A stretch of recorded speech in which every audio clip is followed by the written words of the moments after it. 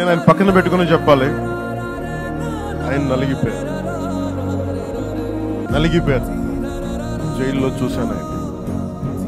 పాపం భువనేశ్వర్ గారి బాధను చూశాను. నేను అనుకున్నాను, అమ్మ మీరు కన్నీళ్ళు పెట్టుకోండి, మంచి రోజులు వస్తాయని చెప్పి మంచి రోజులు వచ్చింది. వారికి మనస్ఫూర్తిగా వారికి నా హృదయపూర్వక శుభాకాంక్షలు. మీరు అద్భుతమైన పాలన ఇవ్వాలి అందరికీ మనస్ఫూర్తిగా మీకు నేను తెలియజేసుకున్నాను.